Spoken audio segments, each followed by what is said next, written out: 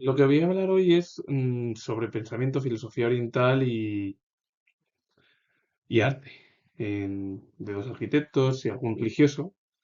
Y la filosofía oriental ha tenido menor relación con el continente europeo y con el mundo occidental, pero algo de relación sí que ha habido comparándola con la de España.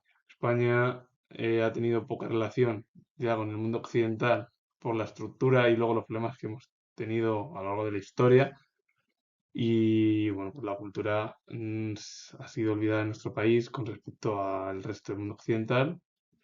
Y conocer la cultura oriental en España cuesta bastante. Pero porque también hay que comentar que ha habido grandes pensadores en el mundo de la filosofía medieval, como Maimónides, Avicena o Averroes, que han sido los principales eh, artistas culturales del pensamiento en al-Ándalus y los conocemos, sí, pero muy poco.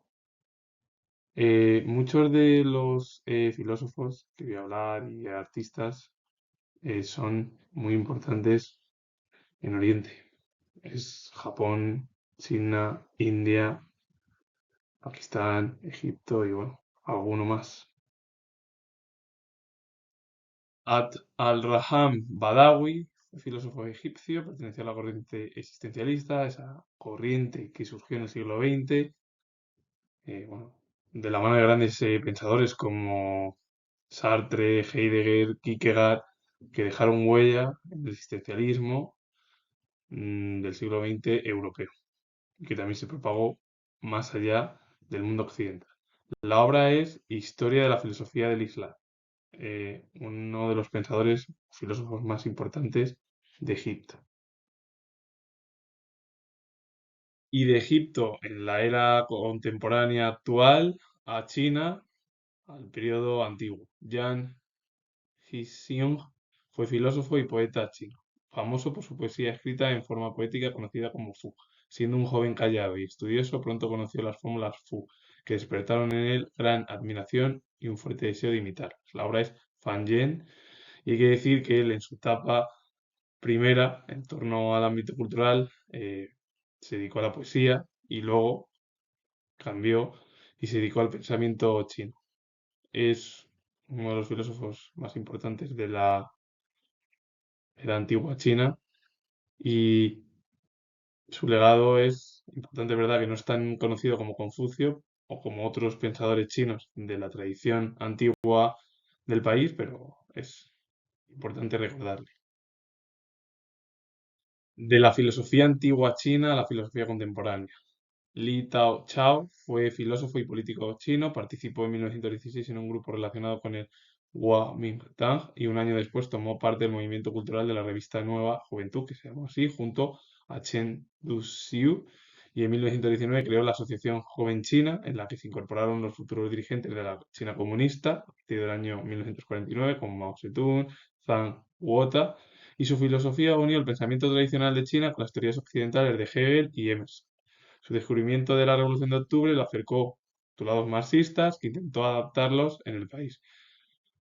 Mao se inspiró en su doctrina. Hay que decir que murió muy joven y él fue casi el precursor del marxismo en China, como Lenin lo fue en Rusia, que venía, bueno, pues ya del panorama filosófico político de Marx y Engels, que dejaron huella en torno al pensamiento marxista eh, a lo largo de los dos últimos siglos y que continúa siendo uno de los postulados filosóficos más destacados e importantes del mundo occidental. La filosofía india es primordial para comprender la historia de Oriente. Es verdad que sí ha penetrado en menor medida también en Occidente, aunque su mayor penetración o importancia es en la cultura oriental. India, China y Japón son las principales potencias de Oriente en lo político, económico y cultural de Asia.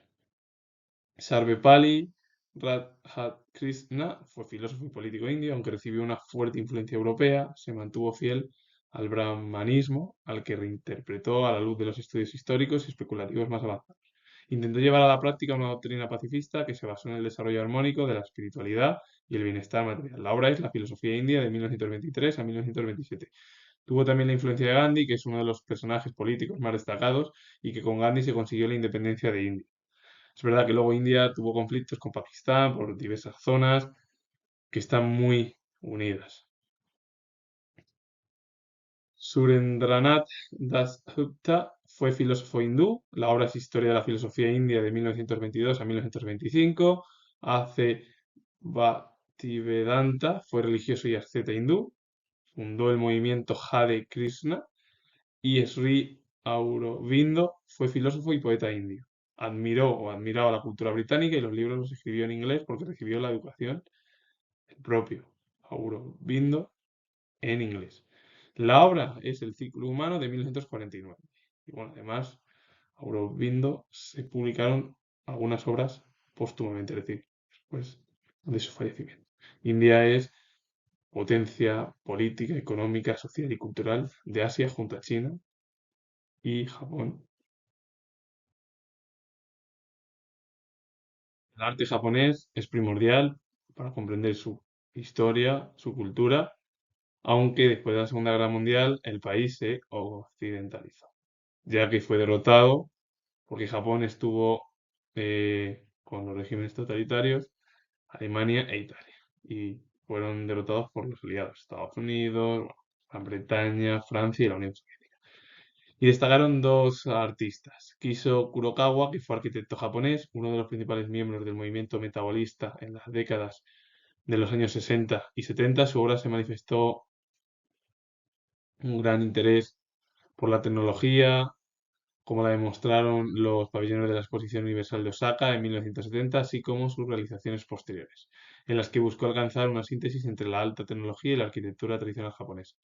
Kurokawa lo que intentó fue en sus obras es unir la tradición japonesa con lo novedoso que eran las tecnologías. Y eso se ve, bueno, pues en las obras que realizó, como por ejemplo Sony Tower de 1972 a 1976, que Kurokawa o Kiso Kurokawa se encuentra en la diapositiva, el que está encima, el primero, y también Kenzo Tange, que está debajo, fue arquitecto y urbanista japonés, constructor sobre todo de edificios administrativos y comerciales, intentó comercializar el estilo japonés con los métodos de construcción y urbanización.